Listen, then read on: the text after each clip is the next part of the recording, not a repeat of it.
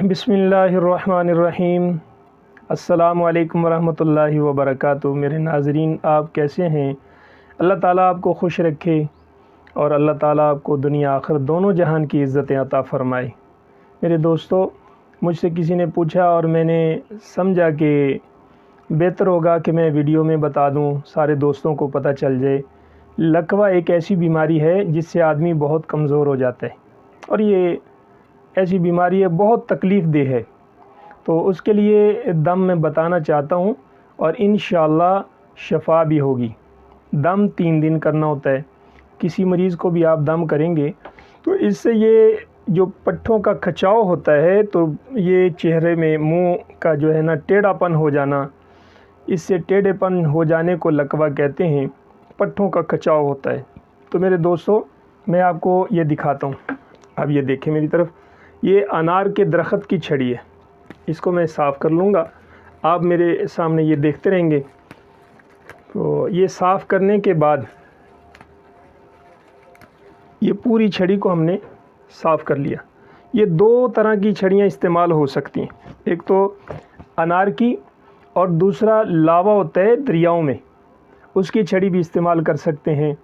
تو اس چھڑی کو لے کر آپ نے 11 مرتبہ مریض کو دم کرنا ہے۔ اس طرح قرآن مجید کی آیت کو پڑھنا ہے۔ پہلے درود شریف پڑھیں 11 مرتبہ، اس کے بعد درود شریف پڑھنے کے بعد یہ چھڑی، اگر لکوہ اس طرف ہے تو آپ نے اس طرف سے دم شروع کرنے، اور اگر اس طرف ہے تو اس طرف سے آپ نے شروع کرنے۔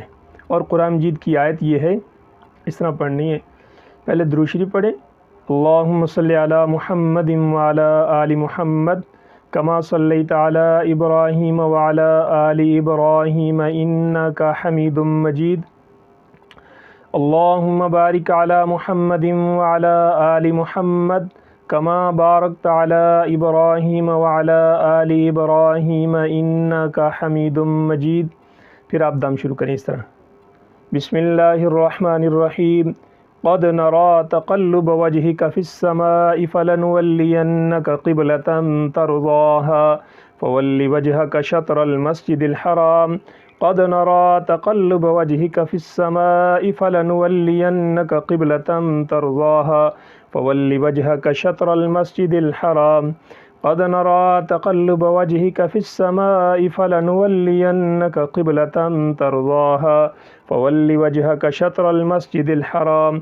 تو یہ چھڑی بالکل ساتھ لگانے کی ضرورت نہیں، اس کے قریب قریب اس طرح رکھیں اور آیت کو پڑھتے جائیں، اور یہ آپ نے 11 مرتبہ پڑھنی ہے۔